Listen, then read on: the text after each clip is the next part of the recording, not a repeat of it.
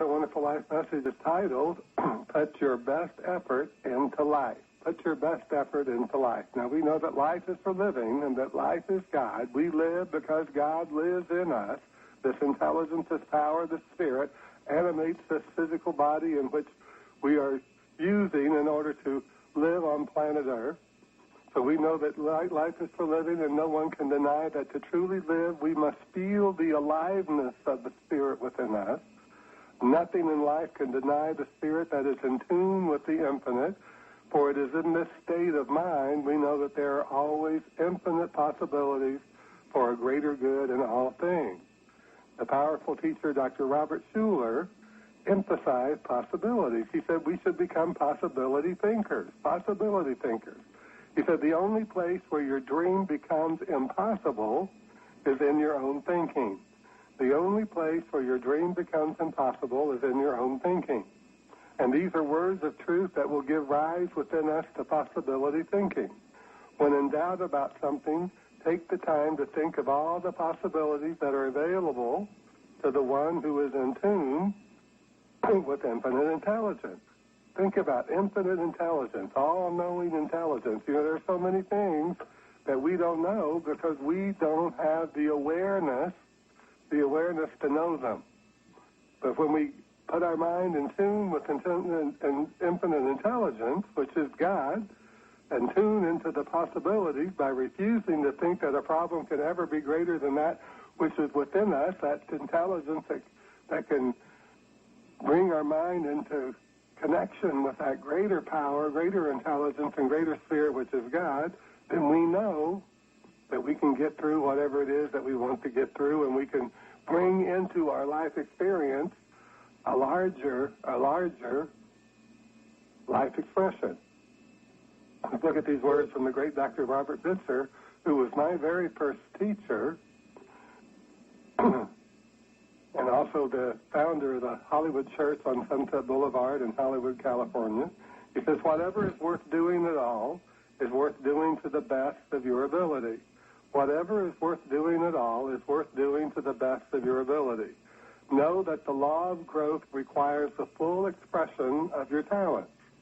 Put your whole self into each thing that you do, and you will not only complete that individual task, but you open new channels for a larger expression of your talent. So that new channels means that we find ourselves realizing that promotion that we want at work, or we find ourselves realizing that new way, that new opportunity that brings us a greater joy, a greater happiness, or a greater peace. And along with the discovery of talents within us comes a greater enthusiasm for life.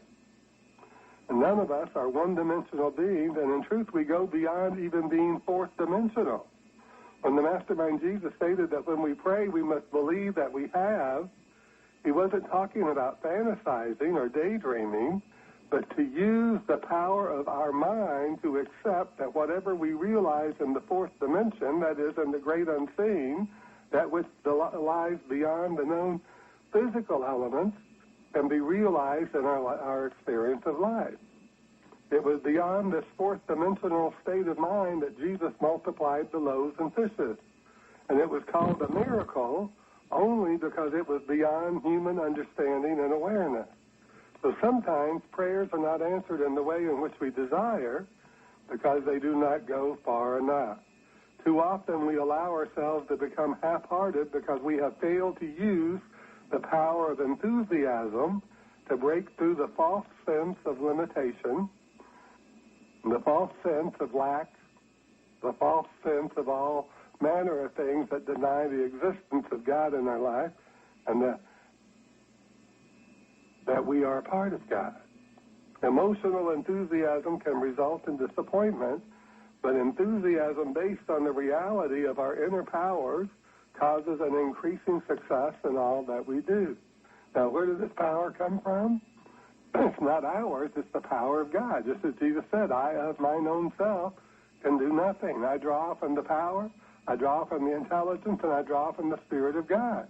And each and every one of us must take that into our mind and realize that when we take these good desires into our heart and we choose and accept for ourselves those greater things, that it's the power of God within us that makes those things possible. The power of God within, the power of God throughout the universe, this intelligence that permeates all things that makes it possible. So we must magnetize our mind into the belief and the faith that with God all good things are possible. Let's look at some more words from the great Dr. Rev Bates. It says, intuition is never overpowering. Intuition is never overpowering. The divine does not seize you and compel you to listen and follow its dictates. But like your heartbeat, you have to stop what you are doing to feel its pulse. But like your heartbeat, you have to stop what you are doing to feel its pulse. Yet its beat is constant and persistent, always doing its perfect work, so divine mind spirit sustains its continuous circulation. We are free to accept as many of these ideas as we can use, and eventually we shall accept them all.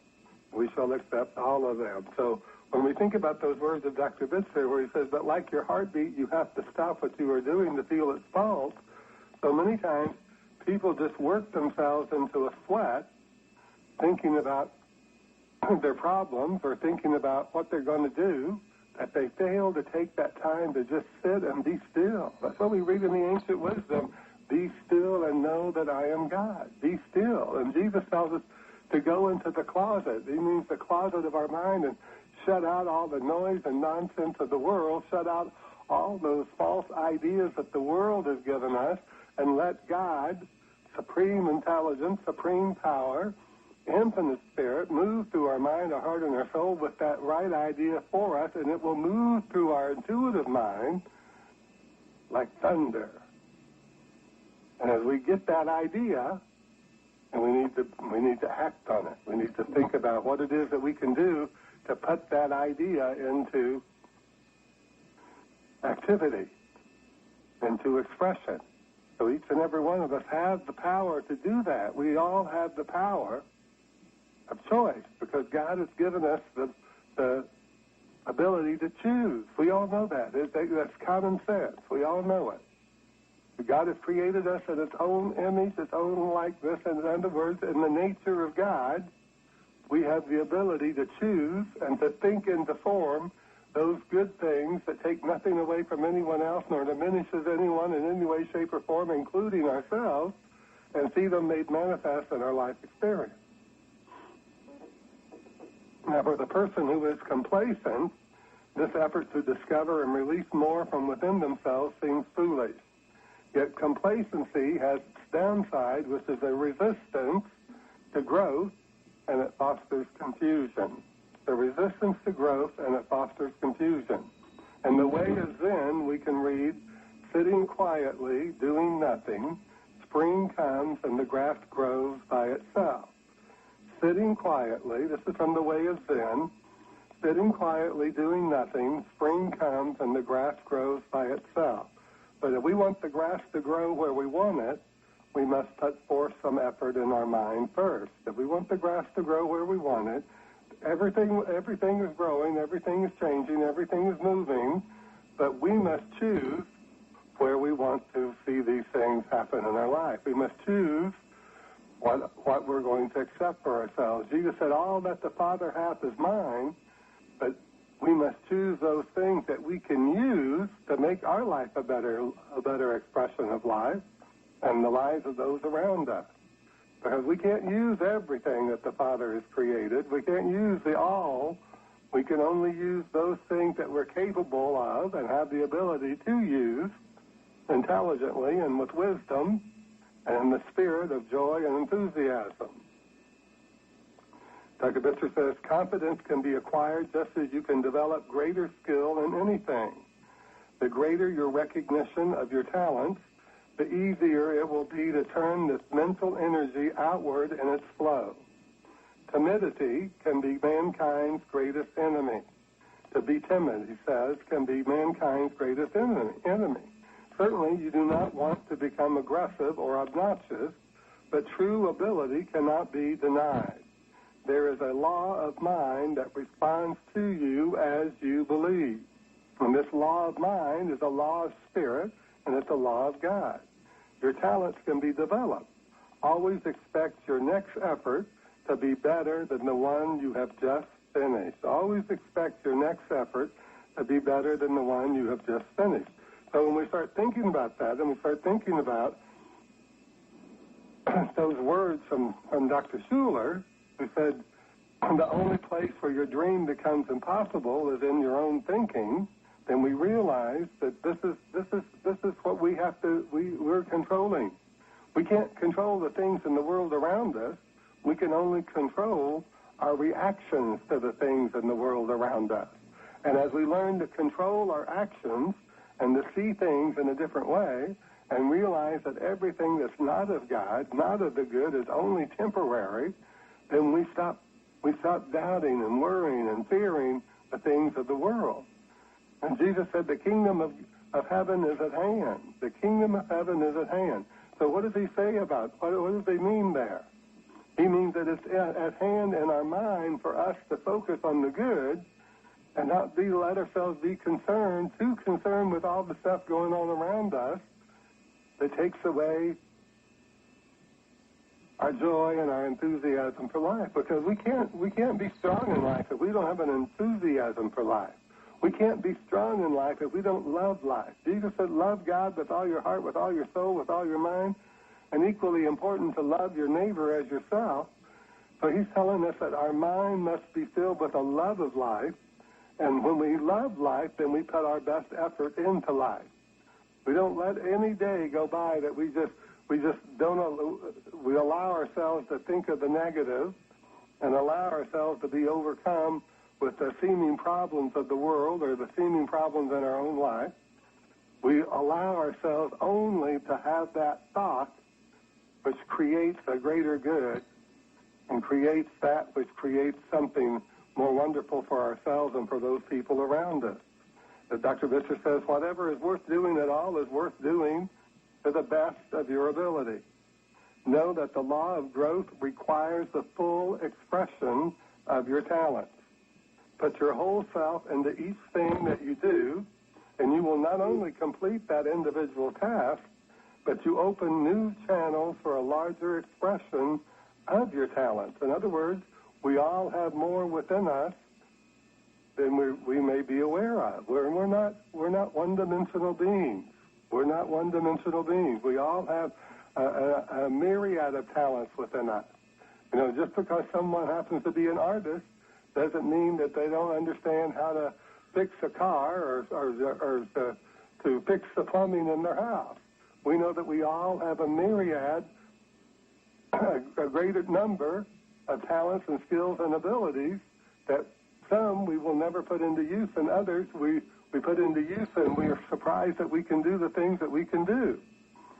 So when the Mastermind Jesus stated that when we pray we must believe that we have, he wasn't talking about fantasizing or daydreaming, but to use our mind and go deep within ourselves, to find within ourselves a greater ability, a greater talent, a greater skill, a greater awareness of the knowledge that we have gained in the world, to do the things that we want to do, to have the things that we want to have, and to be the thing that we want to be. But we must go beyond the physical. Oftentimes, we must go beyond that which seems rational. When Jesus said, if you have faith the size of a mustard seed, the mustard seed being the smallest seed known in the world at that time, it wasn't the smallest seed, but that's all they knew. That's what they knew at that time. He said, you can move the mountain into the sea. He wasn't saying we want to go around moving mountains into the sea, but he said we want to go bigger, larger in life, in our mind. We want to see ourselves attaining, acquiring, and achieving great things. And then life will catch up with us. Life will catch up with that thing in our mind. Dr. Seward says, the only place where your dream becomes impossible is in your own thinking. The only place where your dream becomes impossible is in your own thinking. So we know that these words are true. Because so many times people get a great idea, but they let that idea slip out of their mind. They think, oh, well, it can't be, this is too good to be true, or Nobody in my family has ever achieved or acquired or had any great success, so why would I have any greater success? And then people get into that situation of feeling complacent. And for the person who is complacent, this effort to discover and release more from within themselves seems foolish. So we got to realize that complacency can lead to all manner of things. It can lead to resistance to our good. It can lead to confusion, and it can lead to depression. And so many times it leads to alcohol and drug abuse. We know that when the Spirit is moving through us with enthusiasm and joy, with hope, with a positivity of that there's a possibility for all manner of good to be made present in our life, we know that these possibilities start becoming probabilities, and as they become probabilities, we start achieving more, doing more, living more, enjoying more, feeling more gifted about life. But we must put our mind in tune with the infinite, in tune with the infinite good, in tune with the infinite ideas, so that we can feel it. Dr. Bitzer says intuition. This is how the Spirit moves through our mind. It moves through our mind as intuition. It's never overpowering.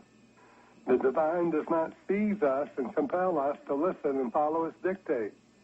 But like our heartbeat, we have to stop what we are doing to feel its pulse, to feel it, to feel that energy, that idea, that whatever it is, it's going to move through our mind in a greater way. Yet its beat is constant and persistent, always doing its perfect work. So divine mind, Spirit sustains its continuous circulation. We are free to accept as many of these ideas as we can use, and eventually we shall accept them all. So he's telling us that these ideas are possibilities. These ideas are things that we can turn into achievements. Greater joy and greater peace, greater health, greater success, greater prosperity, greater sense of loving companionship, and a greater sense of the good in the world in which we live. Dr. Bitzer tells us that confidence can be acquired just as you can develop a greater skill in anything. Confidence can be acquired just as you can develop a greater skill in anything. The greater your recognition of your talents, the easier it will be to turn this mental energy outward into the things in your life experience, outward into the things that you're doing, outward into the things that you're choosing to realize and experience in your life. And being timid, he tells us, is mankind's greatest enemy. That means we're timid, means we're afraid, we're too nervous, we're too confused. We don't want to take a risk. We don't want to do something that's outside of the box. We're worried about what other people will say, all that nonsense.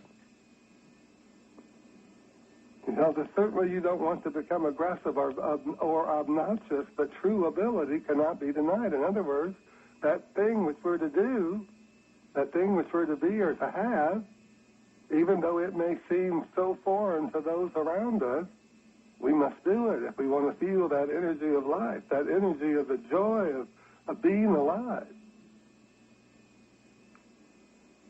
He tells us that your talents can be developed. Always expect your next effort to be better than the one you have just finished. Always expect your next effort to be better than the ones that you have just finished.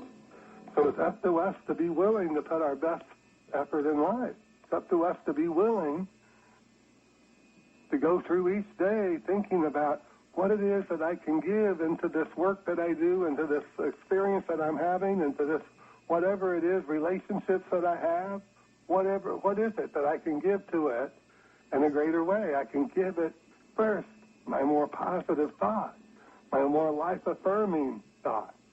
And then as I sit and be still and let the infinite move through my mind, and all manner of things may show up in my awareness that will guide me, direct me to that which I am to do in a greater way. And it's going to be the same for each and every one of us. So as we put our best effort into life, we shall find that life responds to us in a domino effect of making our best better. Making our best better. Let's look at these words from the book of Jeremiah, from the ancient wisdom, Jeremiah 29:11. We can read, "For I know the plans that I have for you, declares the Lord. Plans for well-being and not for calamity." Plans for well-being and not for calamity, in order to give you a future and a hope. "For I know the plans that I have for you, declares the Lord, plans for well-being and not for calamity, in order to give you a future and a hope." So as we put our best effort into life today, we put our best effort into all the things that we're doing, even though in our human perceptions and our human awareness, we may see those as totally inconsequential or having nothing to do with the great success or prosperity or achievements or talents that we want to cultivate and foster in our life experience. We must remember that God works in ways that we do not understand. God listens to our heart. No one else can listen to our heart.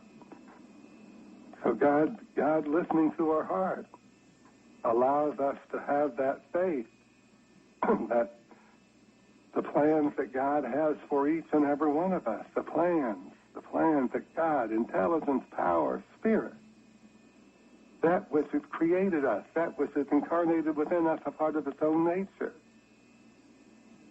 is always with us. And as we put our best effort into life, greater possibilities become greater probabilities. And we start experiencing this thing called life in a more wonderful and beautiful way. And that's the truth for me and the truth for you and the truth for everyone.